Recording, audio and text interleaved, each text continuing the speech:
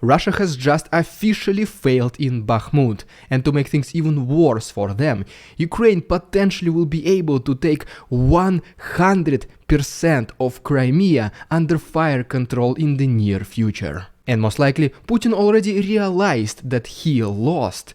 That is why recently he adopted a new law, which basically confirmed these suspicions. But more about all of this in just a couple of minutes.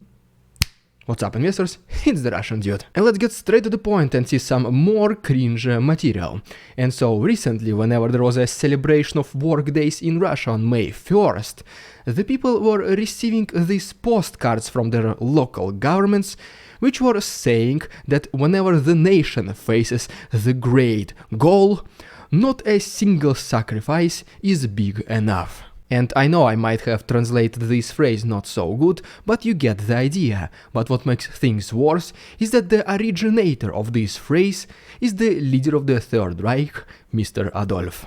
And besides literally quoting the leader of the Nazistic Germany and destroying another country, what else do you think the bad guys usually do? Well, they decide those who oppose them and threaten any signs of the opposition. And I mean, many of you already probably heard about Alexei Navalny, but Putin decided to go even further. Because, I mean, just take a look at this article. Putin signs life sentence penalty for treason into law. And what do you think can be considered as treason in Russia? Well, at this point, to be honest, unfortunately anything can be applied to a random person as long as Putin or the government does not like him or her. I mean, if in the past a person was fined just for having a dream about Zelensky, how easy you think it will be to pretty much assume that this person is a traitor? Let's put him in jail. And what he did? Well, nothing extraordinary. He's just a traitor.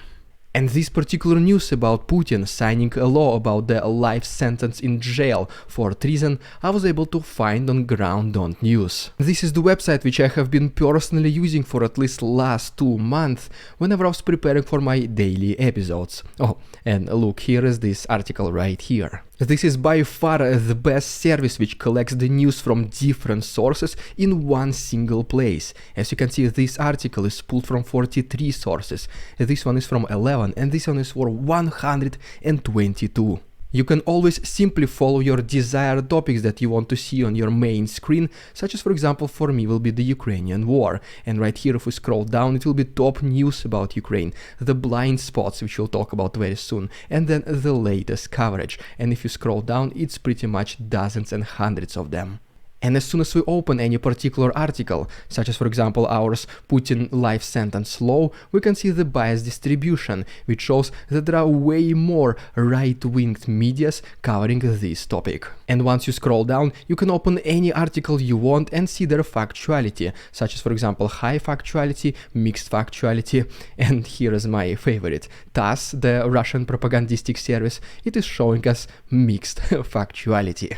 And speaking about the blind spot, if at any point in the day you're feeling a little bit more adventurous, you can read some articles which are highly left or highly right. And for your convenience, besides the website, Ground News also has a very intuitive and clean looking app for your tablet and for your phone. And if you want to try Ground News completely for free for yourself or unlock unlimited access to all the features, please use my link down below, ground.news/RussianDude. This is by far the best service to read your news, and like I said, I've been personally using it every single day. And in addition to that, if you use my link ground.news/RussianDude, this is one of the best ways to support the channel. Thank you so much Ground News for sponsoring this video, and now back to the program. Alright, now just literally a couple of words about the Western support Ukraine, and then we'll talk about Russians officially failing in Bakhmut and Ukrainians taking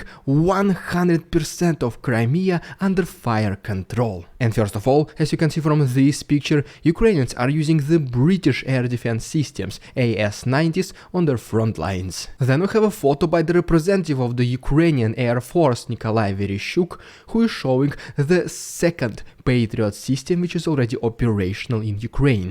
Next we have the country of Denmark, which recently pledged another $250 million in military support to Ukraine. And speaking about Denmark, according to the Ministry of Defense of Ukraine, Oleksiy Reznikov, the Danish self-propelled artillery systems called Caesar are already also being operational on Ukrainian front lines, and he shared with us this video. The entire video is almost 4 minutes long, which shows the capabilities of these machines, and the full version as always is on my Patreon. The link is down below. And ultimately, the country of Finland will allow Americans to put their bases on Finnish territory. And I mean, it just kinda looks like that it cannot get even worse for Putin. First of all, he lost the objective to capture Kiev in 3 days. Then he failed not to let NATO expand. And now Americans, the arch-enemy of Russia, will be putting their bases on Finnish territory, which is right next to the Russian borders. And I have no idea who is Putin's military advisor, but he is doing pretty below average job, I would say. So I'm surprised he's still not fired, or he still did not find his open window on the high-rise building.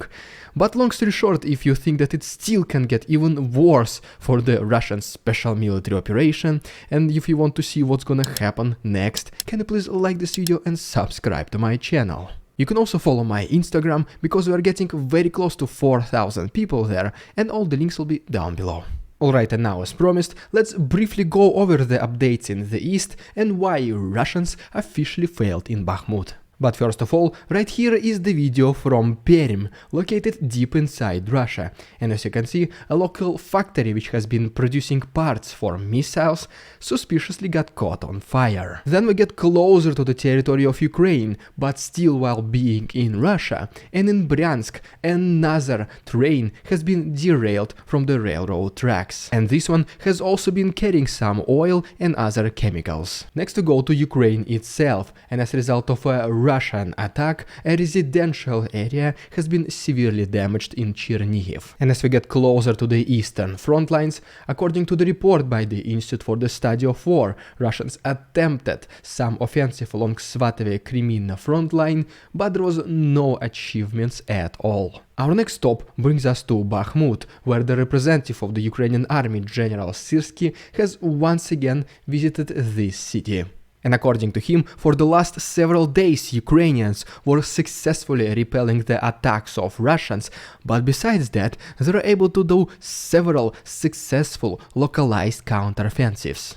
In addition to that, General Syrsky also mentioned that both Russian conventional forces as well as Wagner soldiers right now they are struggling even more than before in trying to advance even any single meter. Russians are also not able to establish any control on the critical roads, which means that Ukrainians are now more confident than ever in holding these highways. And then according to the representative of the American government, John Kirby, he now declared that Russia officially failed its offensive in Bakhmut. According to him, the very rough estimations of Russian losses inside this city alone are close to 100,000 people, which means that more than half of Russian losses happened in Bakhmut area alone. And long story short, Russians are unable to advance, Ukrainians are doing the counteroffensive, and the Russian losses are significant,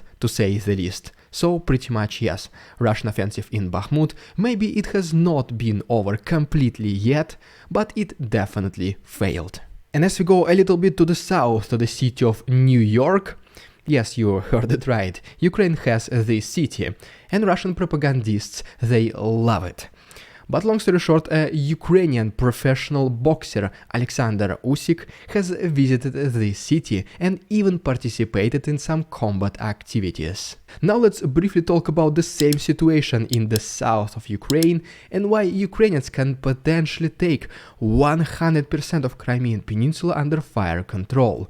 And then we'll talk about the acknowledgement, at least indirect one, acknowledgement by Putin that he lost. And first of all, according to Ukrainian sources, there has been a very loud noise which happened in Tokmak, and most likely this has been the work of a HIMARS system. Next we go to Nova Kakhovka, which is located on the other side of Dnipro river, and according to the locals, even more loud noises have been heard near to this settlement. Which basically allows us to assume that Ukrainian attempts to cross Dnipro river and recapture the left side of Kherson region are still going on, which later has been confirmed also by the report by the Institute for the Study of War.